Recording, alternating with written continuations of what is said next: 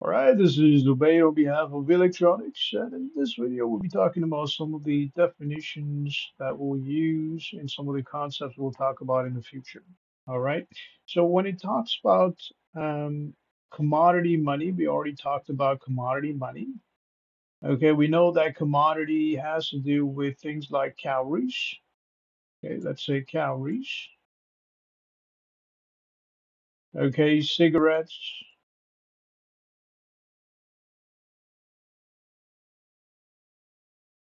Okay, as well as things like gold, silver, platinum, so on and so forth.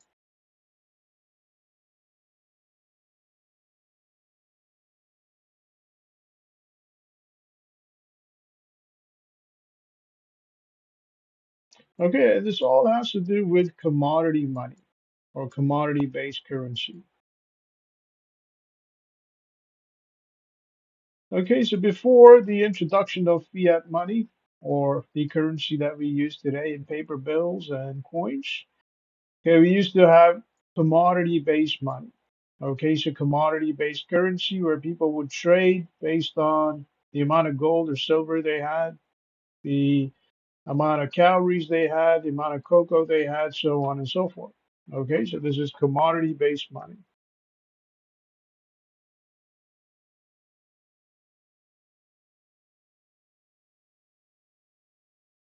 And this system of trading may still be visible in some parts of the world or some institutions. For example, okay, you may see people trading cigarettes as a form of currency, okay, in a prison.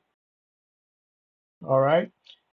Okay, you may see certain people trading cocoa as a form of currency in some agricultural areas or nations with traditional economies.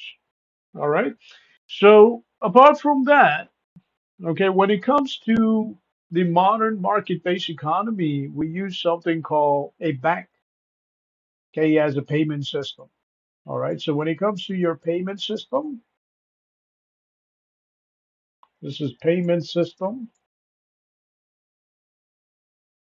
Okay, we use something called a bank. A bank is an institution that lets you borrow and lend. Okay, so when you borrow a loan or line of credit from a bank, this is a type of borrowing. Okay, when you deposit money into your bank account, whether it's your checking account or savings account, this would be a type of lending. So you're lending your money to your bank. Okay, and the bank then goes ahead and uses that money for its own purpose. Okay, so borrow and lend. Okay, and that is one of the reasons why your banks are also considered intermediary institutions. Okay, so banks are intermediary institutions, which has to do with a middle person. Okay, so intermediary, this is intermediary institutions,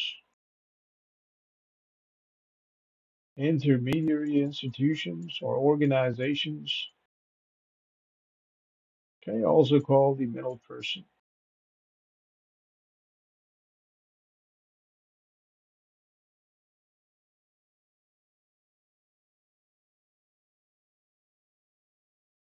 All right, now apart from that, okay, you do have transaction costs, okay, when it comes to currency in general. And transaction cost has to do with expenses relevant to finding a lender or a borrower. Okay, so transaction costs, okay, expenses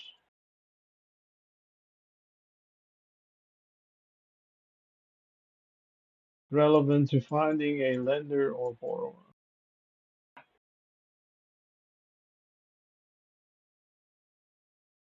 Okay, this is borrower. And your transaction cost when it comes to banks, okay, also covers things like overdraft fees and your transaction fees. Okay, so we have overdraft, okay, overdraft fees. Okay, you have transaction fees.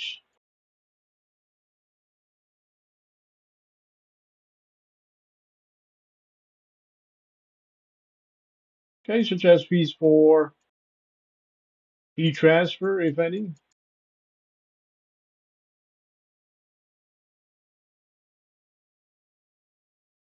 Okay, or fees for, okay, let's just say,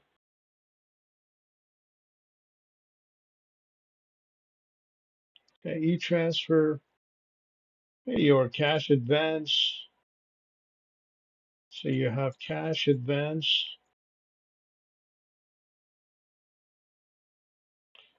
okay, balance transfer, so on and so forth.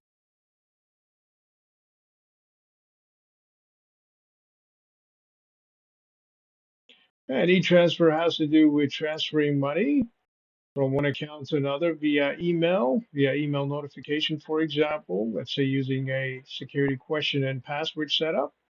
Okay, your cash advance would be transferring money from your credit card to your debit card, and balance transfer would be transferring money from one credit card to another credit card. All right. Now, apart from that, okay, your banks are also called financial intermediaries. Okay, so banks are called financial, this is financial intermediaries.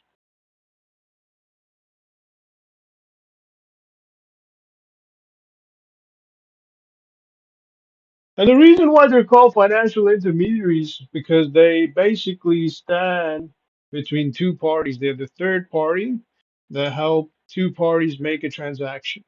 Okay, so you have transaction, they make transaction possible between two parties.